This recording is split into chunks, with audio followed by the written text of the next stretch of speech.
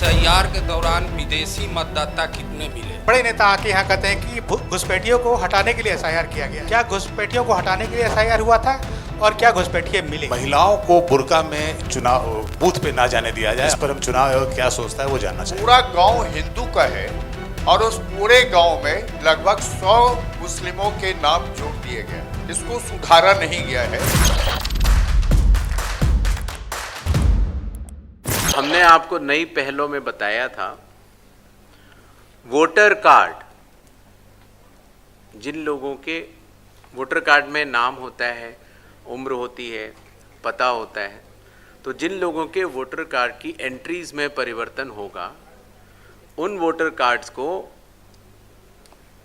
सूची फाइनल होने के 15 दिन के भीतर भिजवा दिया जाएगा। जहां तक 1, 2 या 3 फेज चुनावों की बात है, हम लोगों ने राजनीतिक दलों की बातें सुनी, सबके प्रोस एंड कॉन्स हैं और चुनाव आयोग इस विषय पर जल्दी ही निर्णय लेगा।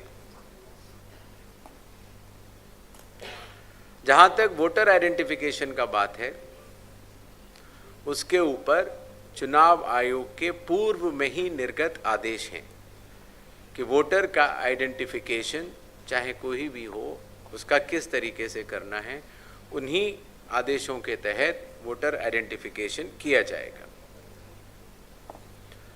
आधार,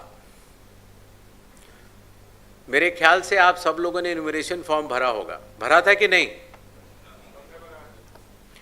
तो इन्यूमरेशन फॉर्म में ही चुनाव आयोग ने आधार कार्ड मांगा था। आधार एक्ट के तहत भी और लोक प्रतिनिधित्व कानून 1950 की धारा 26 के तहत भी आधार नंबर देना अनिवार्य नहीं होता, वो ऑप्शनल होता है। आधार का जो होल्डर होता है उसके ऊपर निर्भर करता है। आधार कार्ड आधार एक्ट के तहत भी न तो जहां आप रहते हैं उसका प्रमाण होता है और न नागरिकता का प्रमाण होता है। ये सेक्शन 9 आधार एक्ट का इस विषय में स्पष्ट है।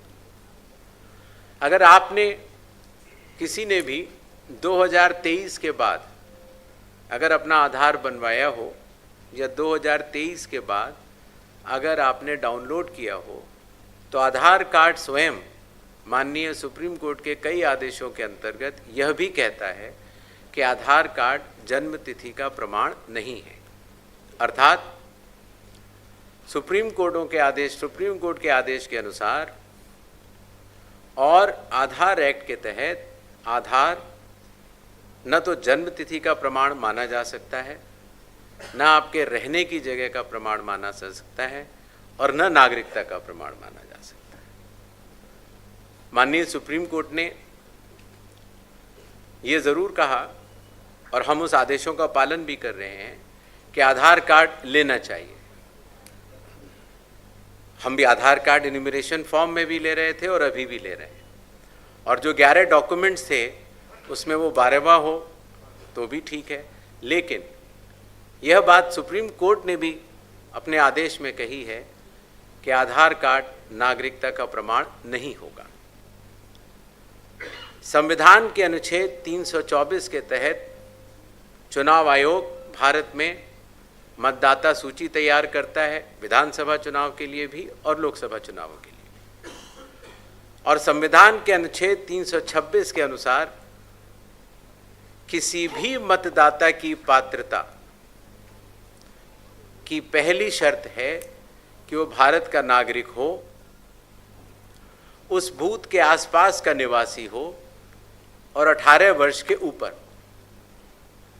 तो 18 वर्ष के ऊपर की आयु का प्रमाण आधार नहीं होता। जिस इलाके में आप रहते हैं, जहां आपकी रिहाइश है, जो पता आपका आधार कार्ड में लिखा होता है, वो आधार एक्ट के अनुसार वो उसका प्रमाण नहीं होता। आधार एक्ट का सेक्शन 9 ये कहता है कि आधार नागरिकता का प्रमाण नहीं है। आधार पहचान का प्रमाण है और पहचान भी आवश्यक है। कि आप हैं, और आधार आवश्यक भी है पहचान के लिए।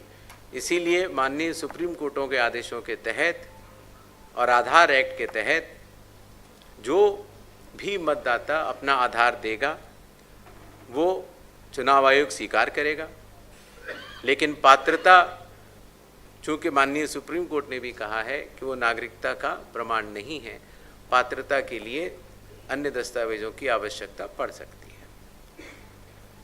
जहाँ तक मोहनपुर गांव में एक विषय भाई ने रेज़ किया था, तो मैं सीईओ बिहार से कहना चाहूँगा कि इसकी जांच करवा लें कि इसकी सत्यता क्या है, और जो भी पारदर्शी तरीके से उस सत्यता का क्रियान्वयन हो सकता है उसको समय परिधि के भीतर कर दें, नॉमिनेशन के 10 दिन से पहले। एक और विषय आया कि कितने नाम कटे। जितने भी नाम कटे आप सबको पता है। हर ईआरओ ने जब अपनी विधानसभा की सूची शुद्ध की और उसके बाद क्लेम्स एंड ऑब्जेक्शंस का पीरियड रहा, और उसके बाद 1 सितंबर से 30 सितंबर तक वेरिफिकेशन का पीरियड रहा, पूरे प्रदेश में लगभग पहले 65 लाख और अब 3.66 लाख नाम कटे हैं जो कि अयोग्य मतदाताओं के हैं, और ये अयोग्यता ईआरओ के अनुसार चूँकि ऐसे मतदाता अपात्र थे, एलिजिबल नहीं थे, उनके काटे गए, और इनके ऊपर अपील जिला मजिस्ट्रेट के पास अभी भी उपलब्ध है। अगर किसी को भी शिकायत हो तो वो जिला मजिस्ट्रेट के पास अपील कर सकता है। जहाँ तक इनकी सूचियों की बात है, आप सब ने देखा होगा कि जिला कलेक्टर के स्तर पर हर राजनीतिक पार्टी के जिला अध्यक्षों को वह सूची सबके सामने खुले तौर पर उनके खुद के टेस्टिमोनियल से दे दी गई है, और आशा है कि वो लोग जांच करेंगे, और अगर इसमें कोई भी त्रुटि हो तो वो कंसर्न्ड ईआरओ को बतलाकर उसमें शुद्धिकरण करवाएंगे। जहाँ तक संख्या की बात है, हर ईआरओ और हर जिलाधिकारी ने सारी संख्याएं जो कटी हैं वो हर पॉलिटिकल पार्टी को दे दी हैं, और वो पॉलिटिकल पार्टीज़ की जिम्मेदारी का विषय है कि जिस तरह से हमने ये निवेदन किया है कि आप हर पोलिंग स्टेशन पर अपने पोलिंग एजेंट नामित करें, काउंटिंग के लिए अपने काउंटिंग एजेंट नामित करें, उसी तरीके से जो मतदाता सूची है उसका वो परीक्षण कर लें, और कोई भी अगर त्रुटि है तो उसको बताएं। जो मतदाता सूची में नाम कटे हैं वो सब मिला के, अर्थात मृतकों के भी हैं, जो भारत के नागरिक नहीं हैं उनके भी हैं, जो एक से कई ज़्यादा जगह अपने वोट बनवा चुके हैं जिनका सिर्फ एक ही जगह होना चाहिए था उनके नाम भी हैं, और जो स्थायी रूप से प्रवास कर चुके हैं उनका नाम भी। सवाल सर यह है कि क्या आपकी बार सभी मतदाताओं को बिहार में नया ईपिक दिया जाएगा? क्या जो 17 नवाचार आप कर रहे हैं उसमें ये शामिल है? 40 बरस से हम वोट दे रहे हैं और देख रहे हैं कि इलेक्शन में सुधार। आज तक हम देख रहे हैं 40 बरस में कि धीरे धीरे आप लोग कह रहे हैं कि सुधार के और करप्शन बढ़ते जा रहा है। जितने अपराधी हैं वो जेल से छूट के आते हैं, 100 केस रहता है, 50 केस रहता है, नॉमिनेशन करते हैं, इलेक्शन लड़ते हैं, बाहुबली कहते हैं। अब वहाँ पर जो उनके क्षेत्र की जनता होगी उनके सामने किसी काम के लिए कैसे जाएगी? तो हमको तो नहीं लगता है कि 40 वर्ष में कोई सुधार हुआ है इलेक्शन में। कि हमारी आपकी रूबरू तो आज हुई है और फिर भी चलती रहेगी, लेकिन समय परिधि फ्लाइट की वजह से भी है, तो जो आपके सवाल हैं उनका मैं ज़रूर जवाब देता हूँ। जहाँ वोटर कार्ड में एंट्रीज़ की चेंजेस हैं, जैसे कि विवाह उपरांत कई बार महिलाओं के नाम बदल जाते हैं, या आपने अपने रिहाइश की जगह बदल ली है तो पता बदल जाता है, तो इस तरह के केसेस में नए वोटर कार्ड जारी होंगे। जहां तक जेल के अपराधियों की बात है,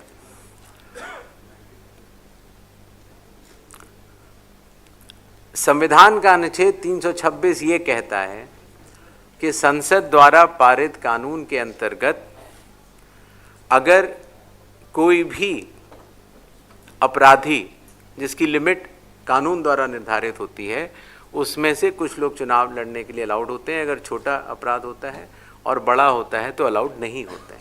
तो उस कानून के अनुपालन में ही चुनाव आयोग ये निर्धारित करता है कि कौन अब चुनाव लड़ सकता है और कौन नहीं। एक विषय पूछा गया कि महिलाओं की संख्या के बारे में, तो जो इन्यूमरेशन का प्रोसेस है उसमें इन्यूमरेशन फॉर्म सभी को दिए गए, चाहे वो हमारी सम्मानित महिलाएं हों, चाहे वो हमारे सम्मानित पुरुष हों। और आज भी अभी भी अगर किसी भी मतदाता, चाहे वो महिला हो या पुरुष हो, अगर उनका नाम या तो छूट गया है या अयोग्य किसी भी व्यक्ति का नाम आ गया है, तो नॉमिनेशन की तारीख से 10 दिन पहले अगर आप ERO को फॉर्म 7 या फॉर्म 6 भरेंगे तो उसमें सुधार किए जाने की अभी भी गुंजाइश है।